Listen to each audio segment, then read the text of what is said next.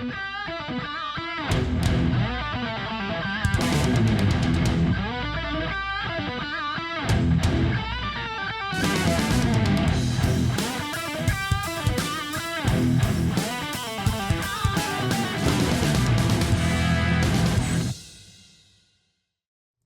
call may be monitored and recorded for quality assurance. I'm using like a solid, a steel door to separate two interior spaces, and I only want to. I'm interested in having like this deadbolt like this because I hadn't seen these at Siegel. I'm familiar with Siegel. I didn't know they made them with a key on the what do you call them? The mechanism side, usually to the thumb turn knob. But I don't need a key on the other side, on the interior or the in-swing side, or not in-swing, but on the other side of the door. The door, I don't know if I'm explaining that correctly. So the door is in-swing, like it would into an apartment, but I don't need a key from the other side. I only want to lock it. It's a commercial space in a building that I don't need the tenant to ever be able to open that door. Is that a thing? Does that exist like that? Yeah. Just don't install the rim cylinder that comes with it. Just don't install the other. What do you call it? The what cylinder? What do you call it? Rim cylinder. So you can just install this on the one side and put the strike plate. And can I ask also? You guys really know your stuff, so I'm going to order this from you. Do you recommend, like, if I'm about to order, haven't ordered yet? I'm going to hold you to that. Okay. Well, I know I like ordering from people who know what they're talking about, so I appreciate it. For solid steel doors, I'm looking, and I know there's solid steel doors, which are like solid core doors, and then there's hollow ones. Do you feel there's a security difference of one versus the other? Yeah, sure. I mean, a hollow core. Well, are you talking about metal doors? Yeah, metal doors. I'm sorry, steel metal doors. Well, they mostly talk about sound being metal doors were never hollow, truly hollow. Right. Well, that's what I'm reading. They're calling them hollow. Like there's like a honeycomb frame or whatever. I don't know what, like you would almost in a wooden hollow core door. There must be some kind of minimal frame that they're attaching the steel plates to, as opposed to a big, particle board heavy, interior, just like any slab wooden door, you can get a hollow core or solid core. I guess you can get steel doors that way, the same, flat steel doors, like in commercial doors, No, I don't know. Hollow metal doors are never truly hollow. The only thing that you take into account is what core do you want that hollow metal door to have. So you mentioned honeycomb. Honeycomb is an option. It's these days is very uncommon in the sense of someone actually choosing honeycomb. Oddly enough, Walmart, when they build Walmarts, they choose honeycomb because of the cost. Right. The most common core that you'll have is polystyrene, but there are others. Polyurethane. Right. There's steel stiffened. There's temperature rise core. I'm kind of mostly looking for, if possible, a little bit of soundproofing between the two spaces. Yeah. So, I mean, honeycomb is oddly very good for that. But unless you're going to go the full route of STC rating on an opening, I would just probably realize that I'm going to buy the door that's economically and commercially available, and not really overthink it. Okay. So, but I don't want to. But I mean, I do see they do make ones that are solid, that are have like a particle board core. No, hollow metal doors are never solid. Okay, I thought I was reading that some are solid that have but I guess that's not. You're saying they don't sell them like that. No, well, let's go back to what I said. Hollow metal doors, you just have to then specify what core you want of the available options for a core. They're never solid, and they're never truly solid. They're never truly hollow. The term is very confusing, and it was to me for many years too. Why do I call it hollow? The doors are never hollow. Why do you call it a solid door? What do you mean by solid? Is it a piece of inch and 3/4 solid steel? Well, no, I'm sorry, but when I say solid, like a Luan flat slab door, an economical door that you have in an inexpensive apartment. They make some hollow core, and you can like almost punch your hand through it. And then they make some that have that have particle board inside, so they're really heavy. Like people using those temporary work tables on sawhorses. You're familiar with those, right? That those are quite heavy.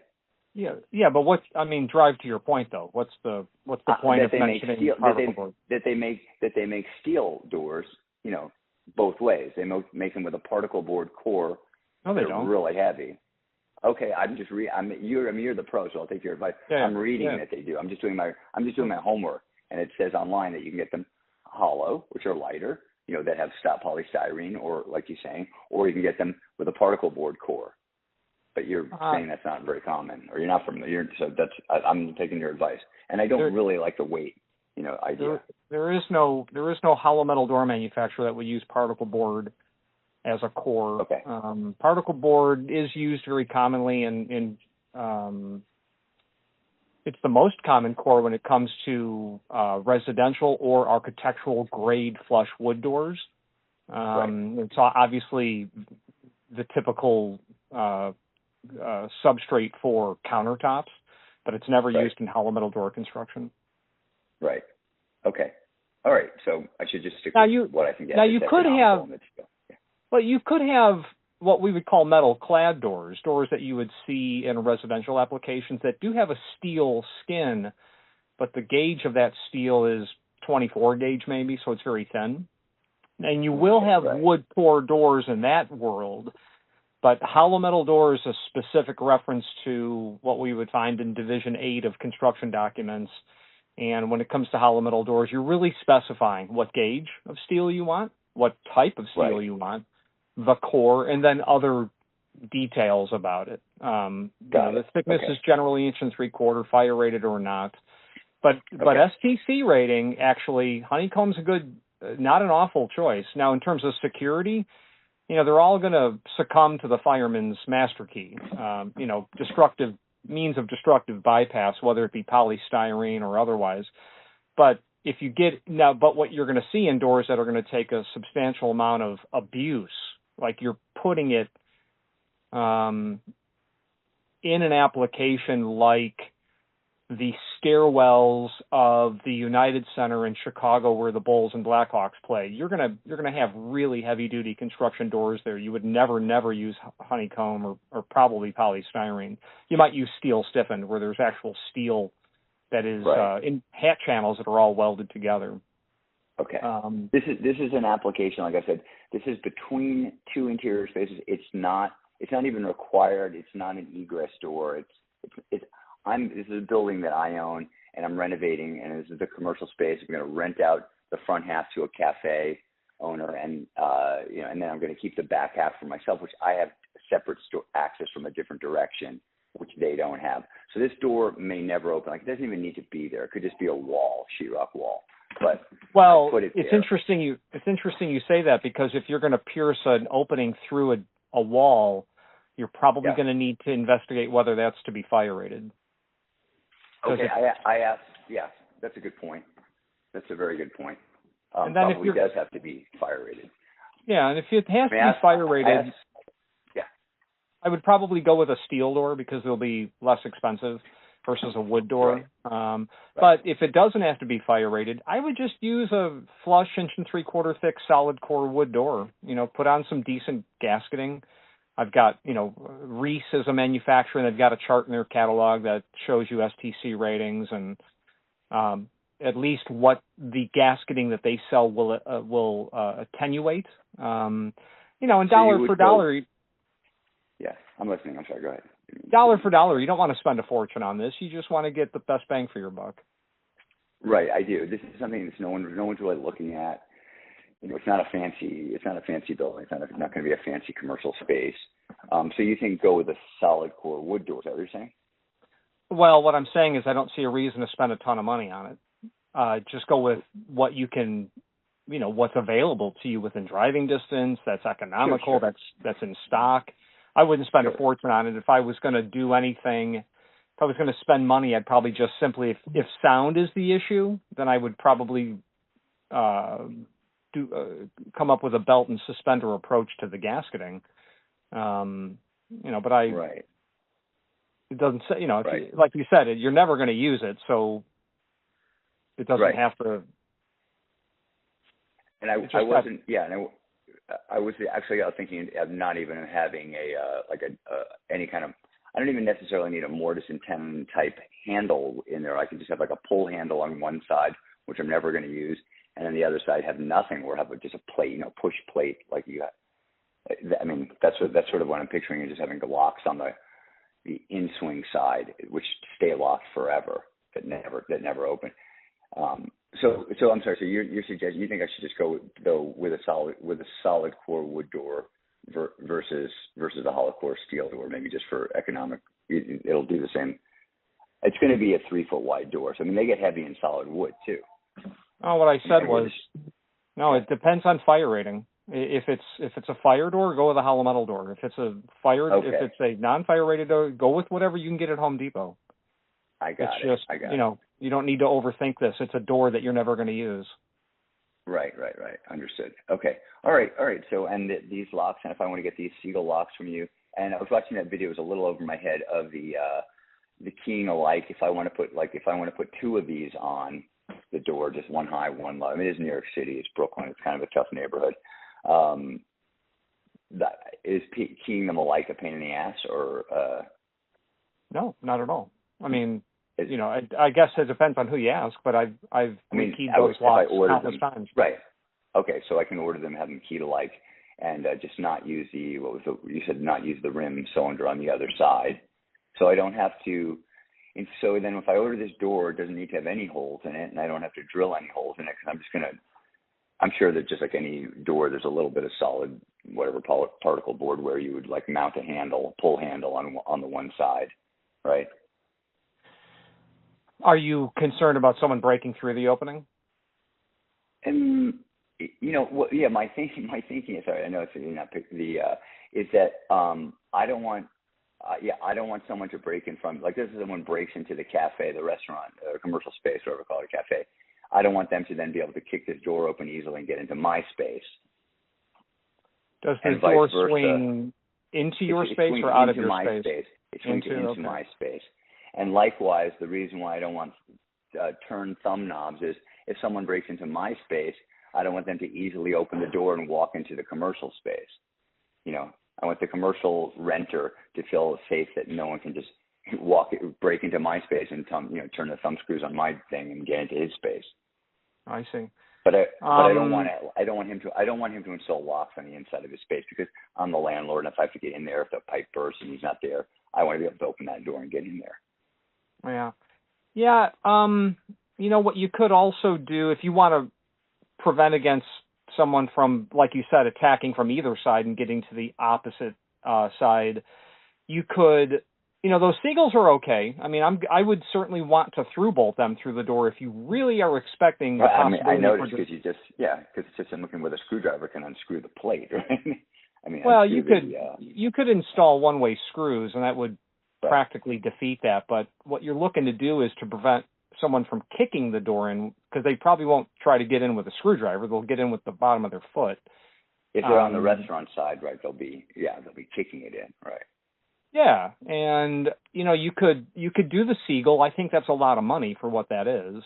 If it was me, I would probably just have the door, whoever's going to supply you the door, have them prep it for 2 traditional deadbolts, in the sense of you'll drill that hole on one side of the door only, then you'll prep the edge. Then you can have the jamb prepped for a strike, which will be very strong, and then I can sell you a deadbolt. It would look like a regular, normal deadbolt, except you're only going to you'll install all the part that goes inside the door, but you'll put a cylinder only on the side that you want to have key control on. Or you could also just use surface bolts, through bolt those surface bolts. Surface bolts are relatively very inexpensive comparatively. And then you can slap padlocks onto them. And you can get padlocks that, don't think the Lowe's 3-pack for $14. Think something you better bring a a shotgun to shoot off. So you could invest money on a nice pad. So that's another idea. If it was me, I like making the hardware look as elegant as possible. So I probably wouldn't use the Siegel stuff. I would probably prep the door. Okay. I wouldn't. You're going to spend $100 each for that. I would probably spend less money, and I would use a deadbolt that would project less off the face of the door. That will have a smaller footprint. It'll look more elegant. And then you have the advantage of that bolt going into the jamb, and you've got the jamb properly prepped for it. Okay, so it's still like a mortise, like you're cutting out in the jamb that is like sort of a mortise and tenon type. Is that what they call it? A mortise lock type situation. Am I visualizing that correctly? No, mortise and tenon is just a reference to joinery and woodworking. Well, and joinery. apply. Yeah, no, I'm sorry. But when you're saying deadbolt, I would have a keyed cylinder, but not necessarily not a key through a handle or not. Is that? No, yeah, it's just a deadbolt. Imagine the deadbolt that's very likely on the front or back door or both of your home or your garage door. It'll look just like that from one side. On the opposite side, there'd be nothing. It would be completely blank. I see. And I think it would work. This makes more sense. So it's going right into the frame. You're not adding a strike plate that you then have to worry about someone kicking against, which is added to the frame. You're actually trying to kick the frame. Right. You're enrolling the inherent strength of the jamb itself, and then the strike, and you're trying to crush it. You're trying to attack it in its strongest orientation. Right. Can I ask you a favor? Can you, if I give you my email, can you send me the parts that a proposal, whatever, a quote for these parts that I can, so I can picture what you're saying. So if I don't want to order them from you, I understand. Is that? I'll send you a link to the deadbolt. I mean, that's really all we're talking about. Okay. Great. Can I give you my my email address? Yeah. It's Pete. It's my first name, like Pete. My last name is Ansel, ANS like Sam, EL. Pete Ansel @gmail.com. All one word. Okay, I'll send you a link to the deadbolt that I would personally use. And then what's neat about that is you can use any mortise cylinder you want. Forget about the technical term that I just used. The point being is if you want to have a regular key that operates it, like the key on your house, or if you want to go all the way to something very high security, you can have that as well. And the advantage is you can key this door into whatever your existing key system happens to be. You might own a different building, and you might want a key from there to work it, or you've got a master on building A, so you can use any key that you would like to in terms of using existing keys or a manufacturer's keyway, something very garden variety, some marginally difficult to duplicate, all the way up to really high security restricted keyways. Right. Okay. I'd say any suggestions? Like I said, this is Brooklyn. It's a tough neighborhood still, and I haven't even come up with a front door yet to the building. I haven't come up with a new front door. So I mean, maybe that's not crazy for it to just be one key. That way you're not, when you have those two special keys for that door and you can't find them the day you want to get in. That way it's always the same key as your front door key. That sounds like that makes sense what you're saying, right? Yeah. I mean, you could once you come up with a front door, is that going to be the front door to the cafe?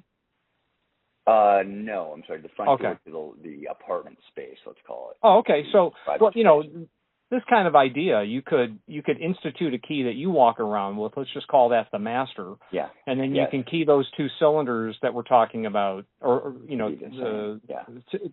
it to your master. Then these other doors you can key to keys in the level below that hierarchy, so that you're handing out sub keys, and you walk around with one key.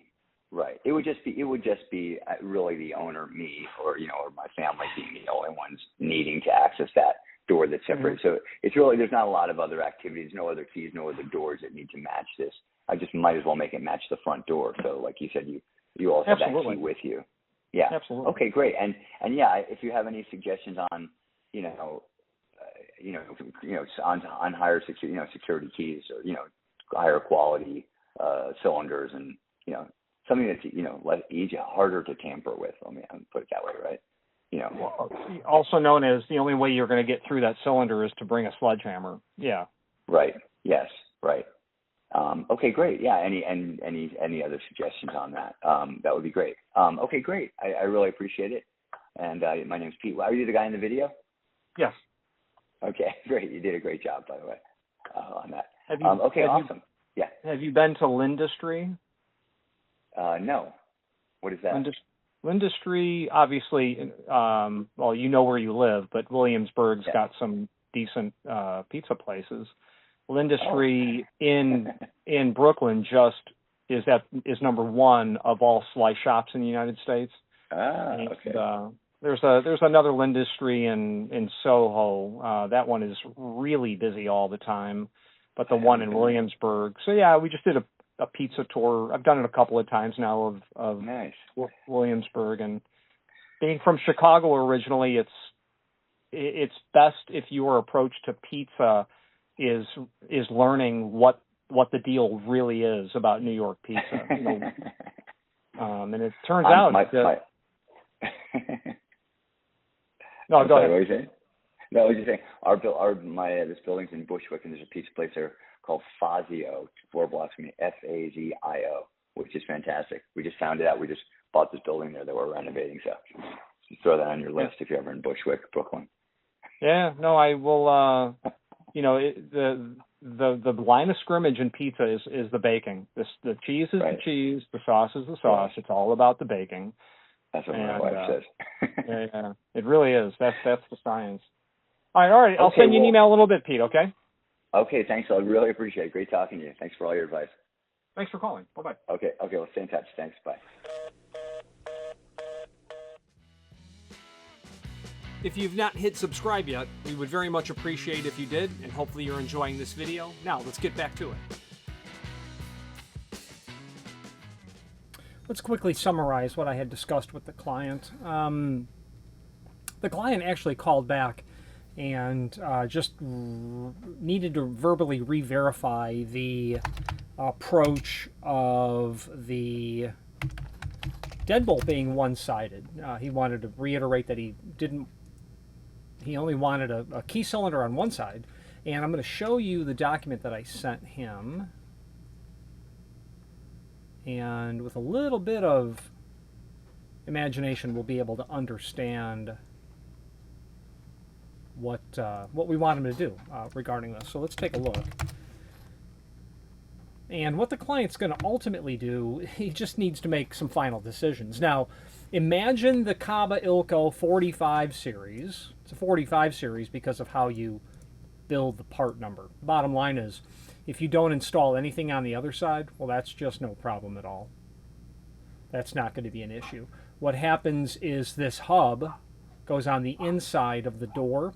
The latch bolt comes in from the edge of the door, and you secure the latch bolt. You then thread the cylinder into the zinc die-cast housing that's back here. You can completely ignore anything on the outside, and that's what it would be. And I'm going to show that to you in a moment.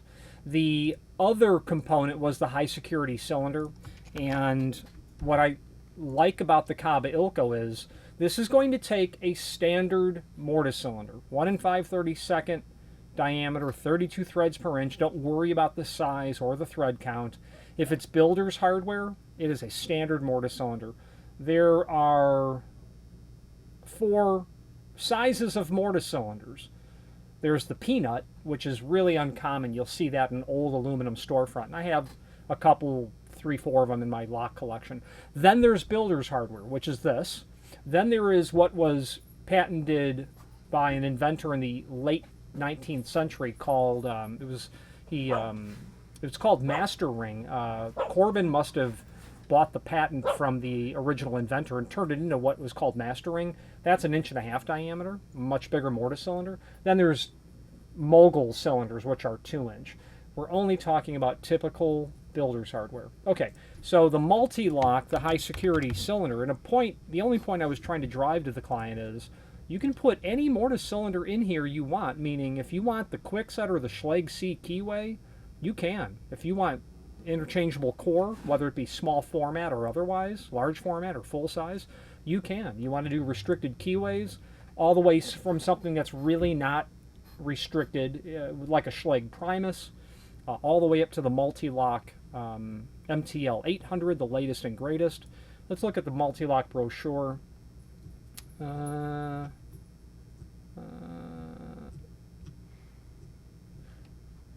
love that. Let's take a look at the... I think it'll be on page 36, the MTL 800. I've not done a forensic review of this keyway yet, but there should be 4 shear lines on here. This, I believe, has patent protection out to 2039. No one is duplicating this key without your permission, is the bottom line.